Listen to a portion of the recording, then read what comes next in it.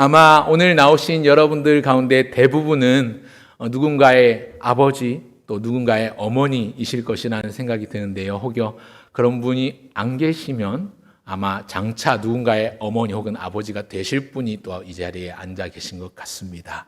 어버이 기도회로 모였기 때문에 자녀에 관한 또 어버이로서의 우리가 하나님 앞에 드려야 될 기도의 제목들을 함께 나누면 좋겠다 싶어서 말씀을 상고하고 또 고민하는 가운데 묵상해 보았습니다. 사사기 본문을 택했는데요.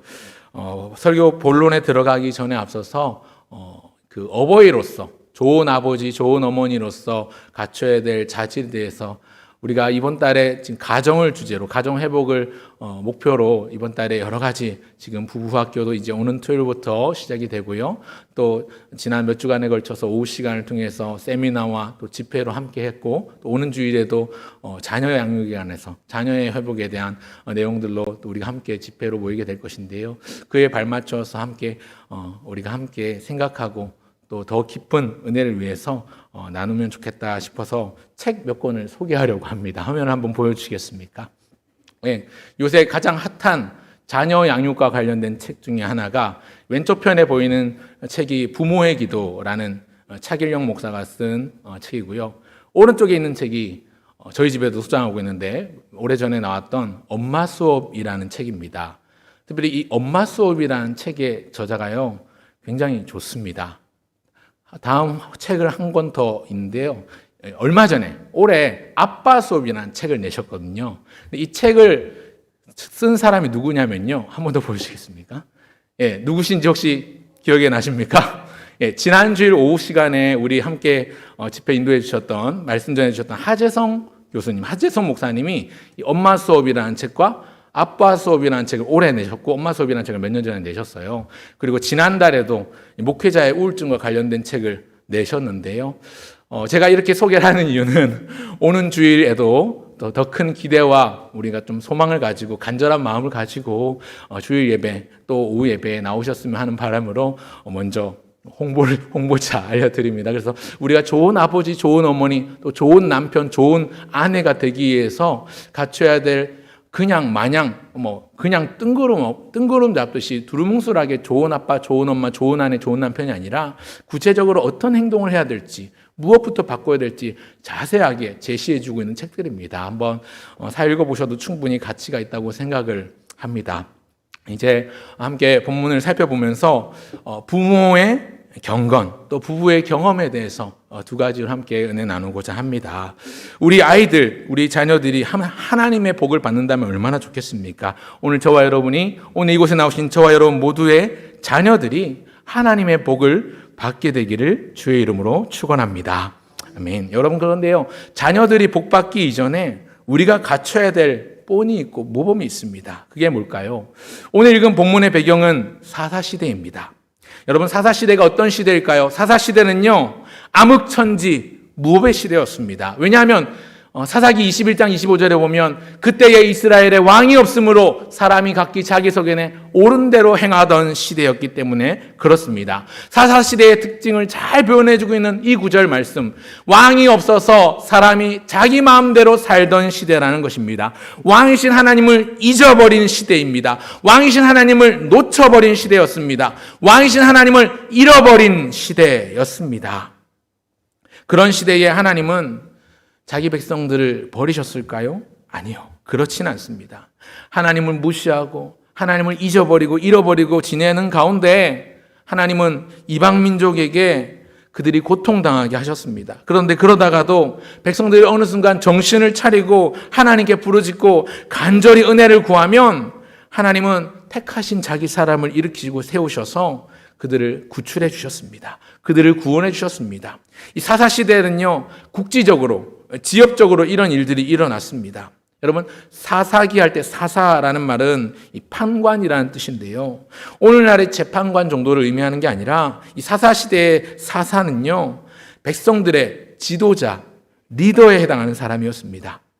오늘 본문에 한 사람이 나오지요. 삼손입니다.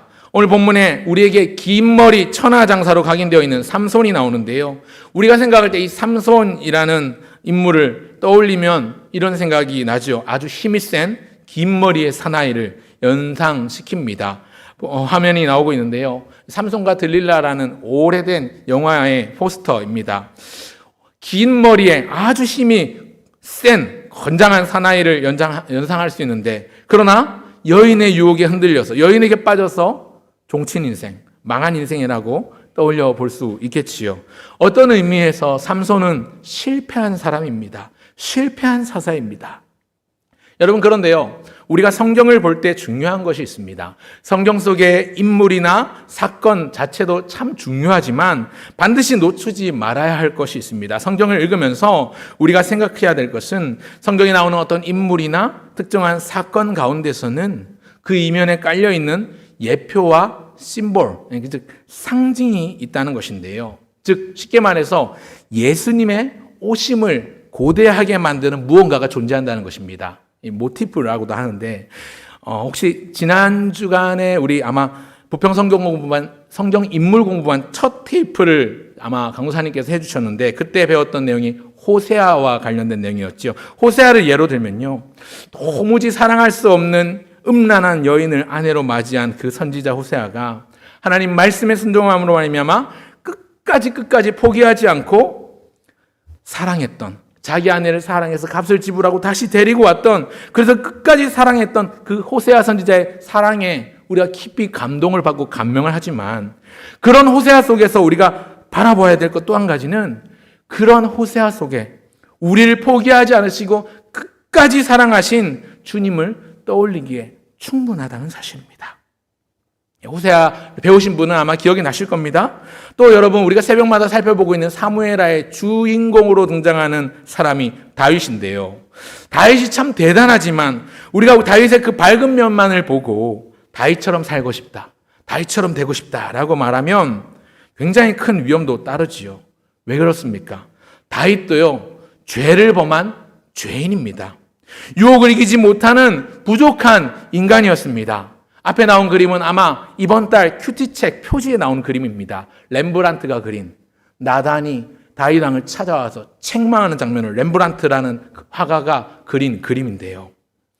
여러분, 우리가 다윗의 좋은 면만을 생각하면서 다윗처럼 살고 싶다, 다윗처럼 되고 싶다라고 말하는 것은, 우리가 생각할 때 다윗이 어디를 가든지 하나님께서 이기게 하셨기 때문에, 다윗이 어디에 있든지 하나님을 사랑하는 사람이었기 때문에 그렇게 되고 싶다는 의도이지만, 사실 또 한편으로는 다윗처럼 돼버리면 누군가를 시켜서 청부살인을 하고 또 남의 여인을 탐하고 죄를 범하는 매우 무서운 결과를 초래할 수도 있다는 점입니다. 우리가 가장 완벽하다고 생각하는 이 이스라엘 역사상 제일 가는 성군으로 꼽는 다윗조차도 실패하고 실수하고 비열하며 완벽하지 못한 것을 성경이 보여주는 궁극적인 이유가 있습니다. 이런 모습들을 통해서 여러분, 완전하시고 의로우신 통치자, 그런 통치자를 고대하게 만드는 거지요. 마침내 다윗의 자손으로 오실 예수님이 바로 그 완전하신 통치자, 위대하신 의로우신 공의의 통치자 되신 메시아이심을 성경은 분명히 증거하고 가리키고 있습니다. 여러분, 그저 성경에 나오는 인물 가지고 우리도 이와 같은 삶을 삽시다, 우리도 이와 같이 누구처럼 삽시다, 이렇게만 설교하면요, 그 설교는 완성된 설교라고 보기가 어렵습니다. 큐티하고 묵상을 할 때도 오늘 본문에 나온 누구누구와 같은 삶을 살아야지 라고만 적용하고 끝나면요, 반쪽짜리 적용이 되기 쉽습니다. 왜 그렇습니까? 모든 인간은 한계가 있고 모든 인간은 죄성을 타고났기 때문에 그렇습니다. 여러분, 다윗이 시편 51편에 하나님 앞에 회개하며 자복하며 노래하는 그 시편 51편의 내용에 보면요, 내가 죄악 중에서 잉태되었으며 내 부모가 나를 낳았음에 내가 죄악 중에서 잉태되었나이다 라고 회개하는 장면이 나오는데요, 다윗은 자기 잘못만 아니라 인간으로서의 존재 자체를 회개합니다. 왜냐하면 모든 인간이 죄를 범하였기 때문에 그렇습니다. 모든 인간은 죄인입니다. 모든 사람이 죄를 범하였으면 하나님의 영광에 이르지 못하였습니다. 그러나 오직 한 분 예외가 있습니다. 누구십니까? 바로 흠이 없고 죄가 없으신 우리 예수님입니다. 예수님, 저 십자가에 달리신 예수님은 죄가 없으신 분, 흠이 없으신 분, 아무런 책 잡을 것이 없는 분이셨지요. 좋은 설교자들, 또 바른 설교자들의 특징이요, 대부분의 많은 설교의 결론이나 핵심이 저 예수님입니다. 이분들이 좋은 설교자 또 바른 설교자인 이유는 그분들 설교 가운데, 그분들 메시지 가운데 예수님이 드러나기 때문에 그렇습니다. 그러다 보니까 기승전 결론이 항상 예수님으로 끝나요. 그런데 예수님으로 얘기를 귀결짓다 보니까 듣는 성도들 입장에선, 청자 입장에서는 다소 저분은 맨날 예수님 얘기로 하고 끝나네? 생각하면서 다소 식상하게 여기고 좀 가볍게 대할 수도 있습니다.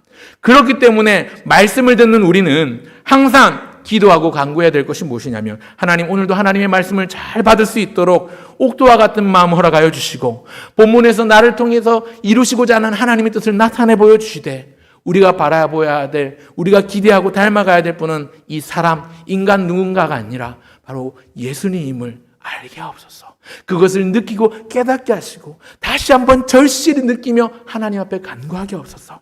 이렇게 기도할 수 있어야 합니다. 오늘 본문 13장 24절과 25절을 읽었는데요.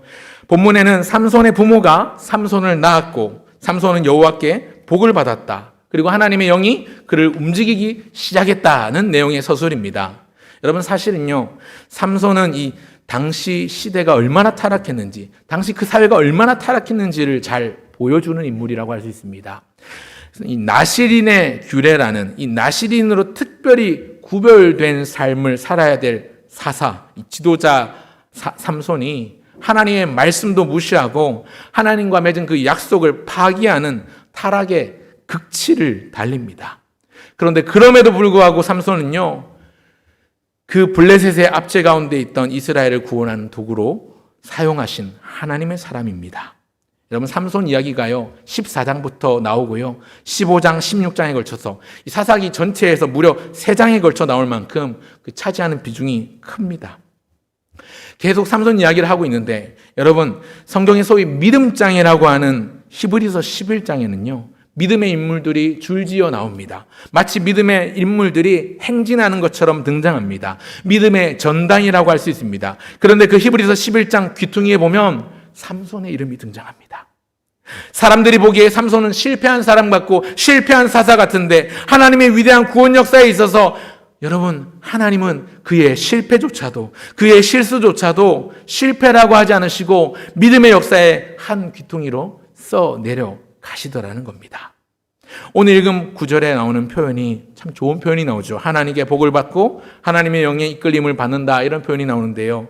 오늘 저와 여러분이 하나님께 복을 받길 바랍니다. 하나님의 영의 이끌림을 받는, 성령의 인도함을 받는 저와 여러분 모두가 되시기를 간절히 소원합니다. 여러분, 그런데요, 무엇보다 우리 자녀들이 하나님의 복을 받고 하나님의 이끌림 받는 은혜가 임하기를 주의 이름으로 축원합니다. 아멘. 여러분, 부모는요 언제나 내 자식이 잘 되길 바라지요. 내 자식이 잘못되길 바라는 부모는 없습니다.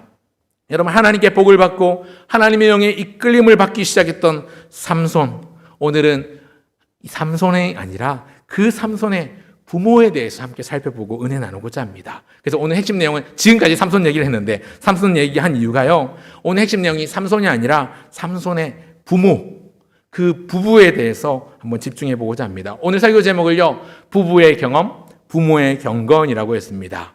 이 두 가지를 통해서 우리가 기도해야 될 제목들을 발견합니다. 첫 번째는요, 첫 번째 부부의 경험은요, 하나님의 사자, 즉 하나님을 만난 것입니다. 한번 따라 하시면 좋겠습니다. 부부의 경험. 다시, 부부의 경험. 그게 뭐라고요? 하나님을 만난 것입니다. 한번 따라 합시다. 하나님을 만나다.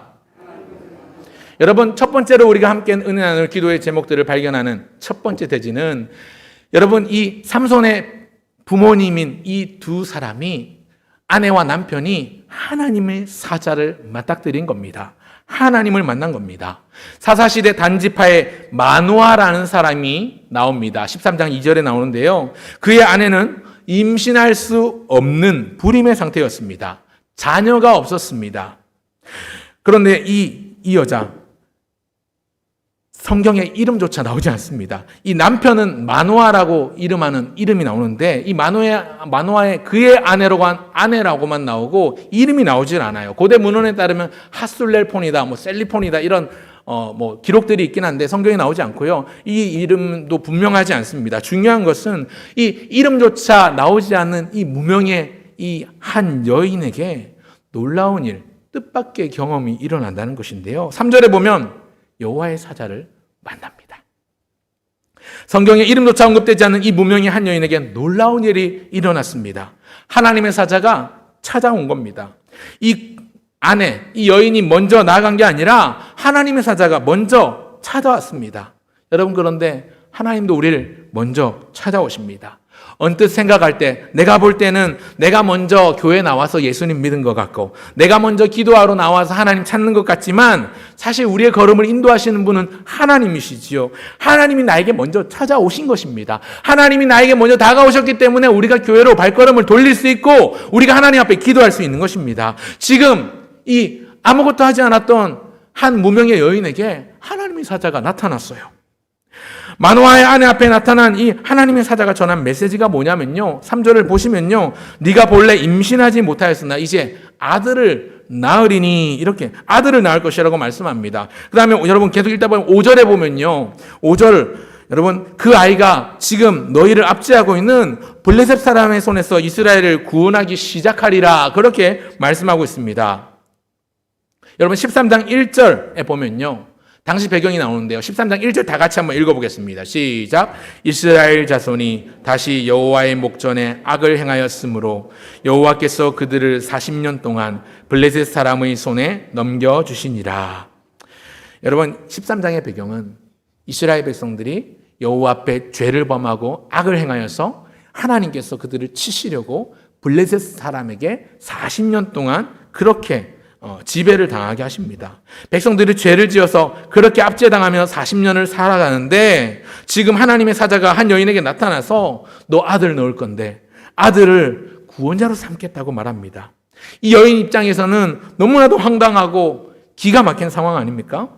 6절과 7절에 그래서 이 여인이요, 자기 남편에서 얼른 달려가서 이 일을 알립니다. 하나님의 사자가 나타났다고 말하는 거지요. 그랬더니 남편 마노아가 하나님께 기도합니다. 8절을 보십시오.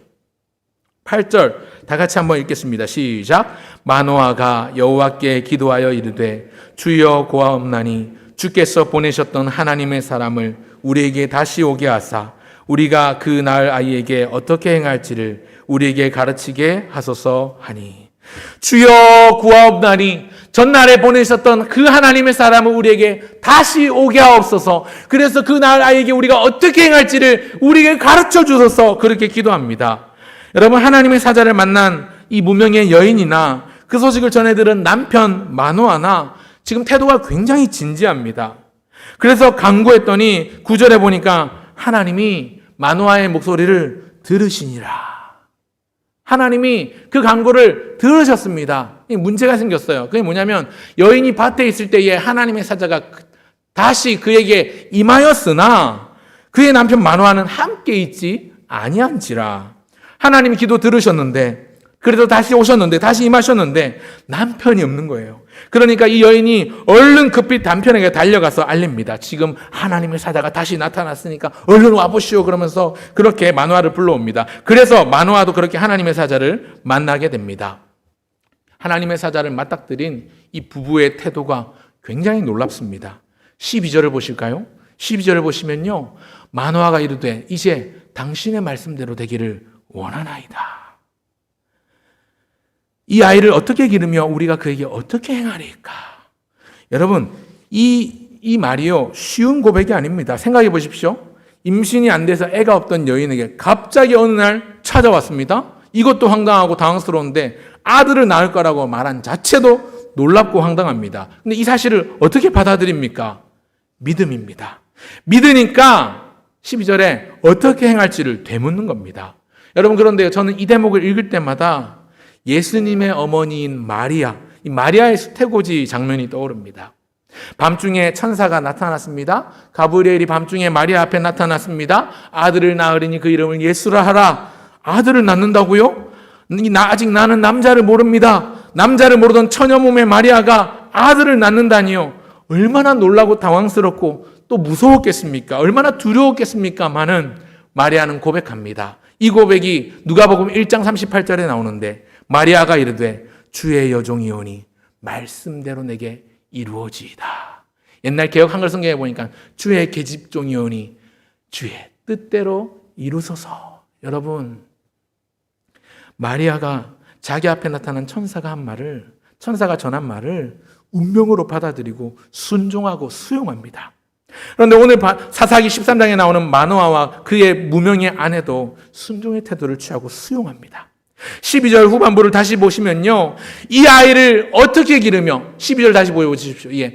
이 아이를 어떻게 기르며 우리가 그에게 어떻게 행하리까, 이렇게 말씀합니다. 이렇게 간구합니다. 우리가 낳을 이 아이를 우리가 어떻게 기르면 좋겠습니까? 이 아이에게 우리가 어떻게 행하면 되겠습니까? 여러분, 지금 아이의 출산도, 아이의 양육도, 아이의 성장도 모두 다 하나님께 기도하며 묻고 있죠. 여러분, 12절만 아니라 마노아가 처음 아내에게 이 소식을 전해 들었던 8절에도 보면, 8절 후반부도 보시면요, 우리가 그 낳을 아이에게 어떻게 행할지를 우리에게 가르치게 하소서 하니, 이제 우리에게 주실 이 아들에게 우리가 어떻게 행할까요? 어떻게 가르칠까요? 어떻게 해야 될지 모르겠습니다. 가르쳐 주십시오. 이렇게 간구합니다. 이렇게 이 두 부부는 부모가 됩니다. 사랑하는 성도 여러분, 주님을 만나셨습니까? 여러분이나 여러분 자녀에게 어떤 간절함이나 어떤 결핍이나 문제가 있습니까?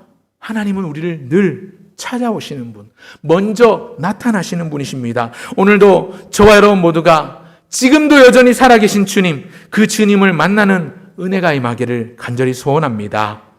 여러분, 마노아처럼 전에 내 아내를 만나주셨던 그 하나님을 우리에게 다시 나타나게 하사 하나님 나도 만나 주십시오 기도했던 것처럼 여러분 기도하시길 바랍니다. 내 아내가, 내 남편이 만났던 그 하나님 나도 만나길 원합니다. 기도할 수 있길 바랍니다. 뿐만 아니라 여기서 한 발 더 나가서 하나님, 우리가 만났던 그 하나님을 우리의 자녀도 만나게 하여 주옵소서. 우리가 느끼고 우리가 체험했던 그 하나님의 은혜를 우리의 사랑하는 아들, 딸, 우리의 아들의 아들, 딸의 아들들조차도 다 만나게 하여 주시옵소서. 기도할 수 있기를 바랍니다. 뿐만 아니라 여러분, 주님을 그렇게 만날 뿐만 아니라 우리의 자녀들도, 또 자녀의 자녀들도 주님께 기꺼이 내어 맡길 수 있는 믿음과 지혜를 우리에게 주옵소서. 그렇게 주님의 이름으로 기도하는 우리 모두가 되면 좋겠습니다. 여러분, 자녀를 양육함에 있어서 여러분 자녀들을 위해서 얼마나 기도하십니까? 얼마나 하나님의 뜻을 물으십니까? 여러분, 가만 보면요, 우리 어르신들 자녀 위해서 기도 많이 하세요. 그런데요, 우리가 돌아봐야 될 게, 그 자녀 위해서 한다는 그 기도가 하나님의 뜻에 맞지 않는 경우일 수도 있어요. 우리가 한번 점검해 봐야 됩니다. 내가 열심히 자녀를 위해서 기도했는데 하나님의 뜻대로 기도하지 않고 내 욕심 따라 자녀를 위해서 기도하는 거죠. 하나님, 우리 아들 좋은 대학 가게 해주십시오. 하나님, 우리 딸 이번에 취직 좋은 직장 취직되게 해주십시오. 하나님의 뜻은 그게 긴지도 아닌지도 모르는 상황에서 그렇게 기도를 한다는 거죠. 우리가 기도하고 있는 것이, 자녀 위해서 기도 많이 하는 거 필요합니다. 중요합니다. 절대적입니다. 그런데 하나님의 뜻을 묻고 하나님의 뜻대로 자녀를 위해서 기도하는 것 더 중요합니다. 여러분, 얼마나 묻고 계십니까? 이 자녀를 어떻게 키울까요? 어떻게 행할까요? 그저 내 마음대로, 그저 내 세상 사람들이 하는 대로 똑같이 세상 사람들이 하는 것처럼 밥 먹이고 학교 보내고 학원 보내고 공부해라 공부해서 남준이, 이것만을 최고의 가치로 여기면서 키우고 계시진 않으십니까? 우리가 만났던 그 하나님, 우리 부모가 만났던 그 주님을 우리 사랑하는 자녀도 만나게 하시고, 우리가 발견했던 그 비전을 우리 자녀도 품게 하여 주옵소서. 간절히 기도하시길 바랍니다. 여러분, 우리 예수님도요, 중요한 문제 앞에서 기도하셨죠. 자녀된 우리를 위하여 십자가를 지시기 전에 성부 하나님의 뜻을 구하며 물으셨습니다. 하나님, 이 잔을 내게서 옮기시옵소서. 그러나 나의 원대로 마시옵고 아버지의 뜻대로 되기를 원하나이다. 오늘 부모된 저와 여러분이, 또 부모가 될 저와 여러분이 자녀의 출산이나 성장이나 그 인생의 모든 것을 하나님께 묻는, 그래서 세상의 자녀 양육법이 아니라, 요새 핫한 자녀 양육법이 아니라 하나님께 묻는 자녀 양육법으로 갈아타시기를 주의 이름으로 축원합니다. 그런가 하면 마지막 둘째, 여러분, 부모의 경건, 부부의 경험에 대해서 얘기했고요. 두 번째, 부모의 경건은요, 하나님께 서비스하는 태도, 즉 경외함입니다. 한번 따라 하시면 좋겠습니다. 부모의 경건, 경외함. 네, 여러분, 부모의 경건은 하나님을 경외하는 데 있습니다. 삼손의 부모가 된 이 이름 없는 여인과 그 남편 마노아는요, 하나님을 경외했습니다. 여인이 처음 하나님의 사자를 만나고 남편에게 건네는 말이 6절에 나오는데요. 6절을 보시면요. 이에 그 여인이 가서 그의 남편에게 말하여 이르되 하나님의 사람이 내게 오셨는데 그의 모습이 하나님의 사자의 용모 같아서 심히 두려움으로 어디서부터 왔는지를 내가 묻지 못했고 그도 자기 이름을 내게 이르지 아니하였으며 이렇게 말하고 있습니다. 이 부분을 표준 세번역 성경은 이렇게 번역하는데요. 어떤 내용이냐면 하나님의 사람이 내게 오셨는데 그분의 모습이 하나님의 천사 같아서 너무나 두려웠습니다. 그래서 나는 그분이 어디서 오셨는지 묻지도 못했고 그분도 나에게 자기 이름을 일러주지 않았습니다. 남편에게 이렇게 말하는 거죠. 여러분, 정말 좋아하거나 존경하는 분을 예상치 못한 순간에 딱 만나면요. 말문이 막혀요. 당황해서 말을 잘 못해요. 이제 몇 년 전에 사실 있었던 경험, 제 얘기를 해서 죄송합니다만, 제가 중학교 1학년, 2학년, 3학년 때 은혜 많이 받았던 수련회 강사로 오셨던 목사님을 이제 고등학교가 돼서, 고등학교 올라와서 이제 사춘기를 보내면서 비전을 발견하고, 목사가 돼야 되겠다라고 결심했던 수련회가 있어요. 1990 몇 년도에 덕유산의 무주구청 덕유산 야영장에서 했던 SFC 수련회였는데, 그때 강사로 오셨던 분인데, 그때 그분 말씀을 듣고 제 인생이 바뀌었어요. 목사가 되기라고. 그리고 나서 10년이 지났습니다. 2000 몇 년 되겠죠. 저는 신대원에 다니는 전도사가 되었어요. 전도사가 되었는데 아이들을 인솔해서 중고등부 아이들 데리고 여름 수련회에 참석하게 되었습니다. 그런데 그분이 강사로 오신다는 거예요. 제가 그 10년 전에 만났던 그 강사 목사님이 이제 제가 전도사로 있는 교회 아이들에게 말씀을 전하러 오신다는 거예요. 너무 마음이 설레고 두근두근 거려서 메일을 보냈어요. 메일을 보내고 연락을 드렸어요. 그랬더니 한번 그날 보자고 답장이 왔어요. 그리고 수련회가 됐습니다. 이제 전체 이제 10년이 지났으니까 야영장이 아니라 무주리조트에서 수련을 하게 되는데, SFC 수련을 하게 됐는데, SFC 수련을 하는데 그분이 앞에 서서 저한테 메일 보냈던 그 10년 전에 그 콧질질이 중일 학생 손 들어보라고. 그래서 제가 탁 손을 들었어요. 한 3,000명, 4,000명 모여있는데 저 혼자 탁 손을 들고 일어나 보라는 거예요. 일어나서 막 박수 한번 쳐주라고. 그러면서 제가 심었던 이름 모를 아이에게 심었던 그 말씀이 이렇게 돼서 지금 아이들 인솔해서 교육자로 이곳에 와 있습니다. 얼마나 감격스러운지 모르겠습니다. 그래서 마치고 나 좀 보고 가라는 거예요. 그래서 이제 그 집회 시간이 끝나고 섭외실로 이제 갔어요. 갔는데 만났는데 너무 당황스럽잖아요. 너무 뜨겁고 떨리는 마음으로 정말 하고 싶은 말이 많은데, 목사님 그때 말씀 듣고 제가 목사가 되기로 결심을 했고 할 얘기가 너무 많은데 말문이 탁 막히는 거예요. 말이 안 나오는 거예요. 너무너무 좋아하고 존경하는 목사님을 만났는데 할 말이 없더라고요. 안녕하세요. 이름이 뭐고요? 어느 교회에 있어요? 몇 명 데리고 왔어요? 이 얘기만 하고 끝나버렸어요. 너무 순식간에 일어난 일이라서. 또 바로 집회 끝나고 나서 바로 또 교사 세미나가 있다 보니까 너무 그 짧은 찰나 순간에 너무너무 하고 싶은 말이 많은데 말을 못했습니다. 여러분, 너무너무 좋아하거나 존경하던 분을 갑자기 만나면요, 당황해서 말을 잘 못하는데요. 그러다가 또 한 10년 정도 흘렀어요. 제가 분당에 있던 교회에서 한 4년 정도 사역을 했었는데요. 그래서 거기 있으면서 이제 분당에 있으면서 점심때 교육자들하고 점심 식사를 하러 이 분당 서현역에 있는 식당에 한번 갔었는데, 갔는데 그분을 탁 또 만난 거예요. 우연히 만나니까 얼마나 반갑습니까? 그분도 저를 알아보고 저도 그분을 알아보고 제가 인사를 했는데, 갑자기 만나니까 하고 싶은 얘기는 너무나도 많은데, 점심시간이라 시간도 많이 있었는데 할 말을 못했어요. 잘 지내냐고. 아직 이제 목사 됐지? 그래서 목사 됐습니다. 그러면서 말씀을 대화를 나누면서 안아주시고 기도해 주시고 그 자리에서 짧게 대화를 나눴었는데, 정말로 하고 싶은 말도 많고 물어보고 싶은 말도 많았는데 할 말이 안 나오더라고요. 왜요? 너무 두렵고 떨려서, 당황해서 말을 잘 못했습니다. 여러분, 지금 이 마노아의 아내가요, 하나님의 사자를 만날 때 그랬던 것 같아요. 너무 두렵고 떨려서 말도 제대로 못하는 상황이라는 거죠. 근데 이후에 하나님의 사자가 전한 말을 다 듣고 이 마노아와 이 여인이 보인 행동이 15절에 나옵니다. 어떤 행동을 보이는가? 15절 보시면요, 마노아가 여호와의 사자에게 말하되 구하옵나니 당신은 우리에게 머물러서 우리가 당신을 위하여 염소 새끼 하나를 준비하게 하소서 하니.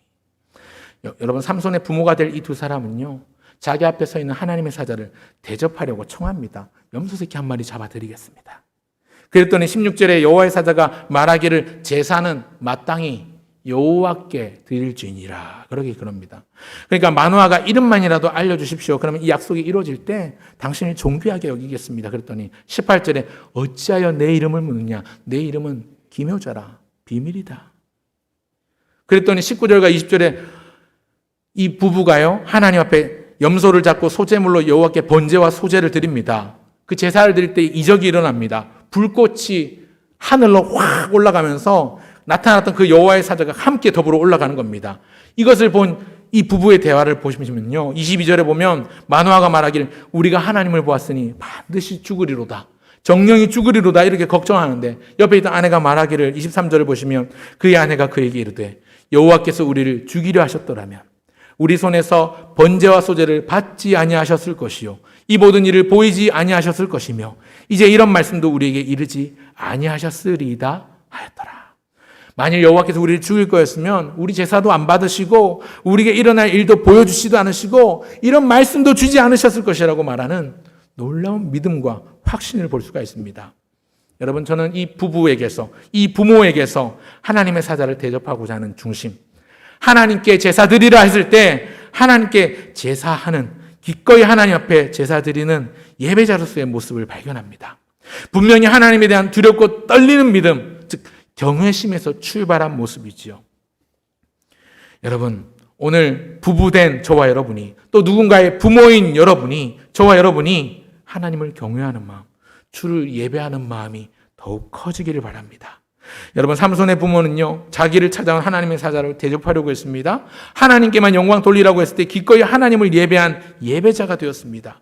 오늘 본문이 우리에게 주는 기도의 제목은 하나님, 우리가 우리 자녀들을 어떻게 가르칠지, 그들에게 어떻게 행할지를 알려주옵소서. 우리의 자녀 문제도 다 하나님께 맡겨드립니다. 다 의탁합니다. 그리고 하나님, 나는 하나님을 예배하는 예배자, 하나님을 경외함으로 온전히 예배하는 예배자가 되게 하옵소서. 온전한 예배자로 본을 보이고 모범을 보이는 부모가 되게 하옵소서. 이런 기도의 제목을 저는 발견합니다. 말씀을 맺으며 마지막 오늘 본문을 다시 한번 읽으면 좋겠습니다. 여러분, 그 여인이 아들을 낳음에 그의 이름을 삼손이라 했습니다. 그 낳은 아들, 그 아이가 자라매 여호와께서 그에게 복을 주시더니 소라와 에스다올 사이 마네단에서 여호와의 영이 그를 움직이기 시작하였더라.